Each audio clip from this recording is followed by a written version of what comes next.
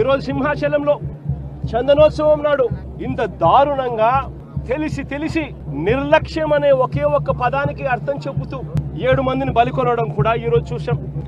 ఈ మధ్య కాలంలోనే శ్రీకాకుళంలో శ్రీకూర్మంలో, అది కూడా శ్రీకూర్మం గుడిలో కూడా ఏ రకంగా తాబేళ్లు చనిపోవడం కూడా మన కళ్ళెదుట చూసాం.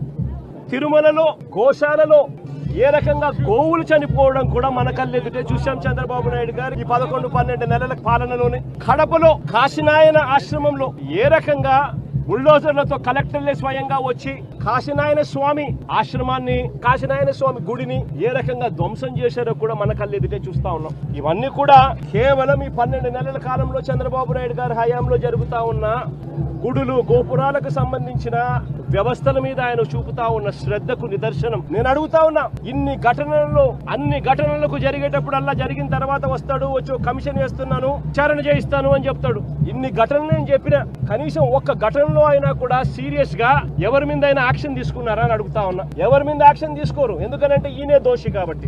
ఎవరి మీద అయినా యాక్షన్ తీసుకోవాలని వస్తే ఈయన మీదే తీసుకోవాలి కాబట్టి ఎవరి మీద యాక్షన్ ఉండదు.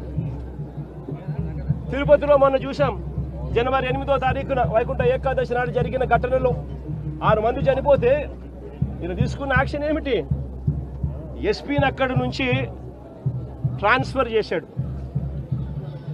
అది ట్రాన్స్ఫర్ చేసేది ఏంది? చెత్త పొజిషన్లోకి ఏమన్నా ఇచ్చినాడంటే అది కాదు. అదే తిరుపతిలోనే టాస్క్ ఫోర్స్ కు ఇంకా బెటర్ పొజిషన్ తీసుకొని పోయి ఆయనకి ఇచ్చినాడు పోస్టింగ్. ఇప్పుడు చంద్రబాబు నాయుడు అడుగుతా ఉన్న అరాచక పాలనలో సిట్ అనేది ఉంది కదా, ఆ సిట్ లో కూడా అదే సుబ్బరాయుడు అనే ఎస్పీ అధికారే క్రియాశీలక పాత్ర పోషిస్తూ చంద్రబాబు నాయుడు గారి మోచేతి నీళ్లు తాగుతూ చంద్రబాబు నాయుడుకు తానా తందానా అంటూ తాను పనిచేస్తా ఉన్నాడు. చంద్రబాబు నాయుడు గారు పని చేయించుకుంటా ఉన్నాడు. మరి ఏ అధికారికైనా కూడా ఇలాంటి ఘటనలు జరిగినప్పుడు భయం ఉండాలి. ఒళ్ళో ఉద్యోగాలు ఊడుతాయి, యూనిఫాములు ఊడుతాయి, బట్టలు ఊడుతాయి అన్న భయం ఉన్నప్పుడు ఎక్కడైనా కూడా డిసిప్లిన్ అనేది ఉంటుంది.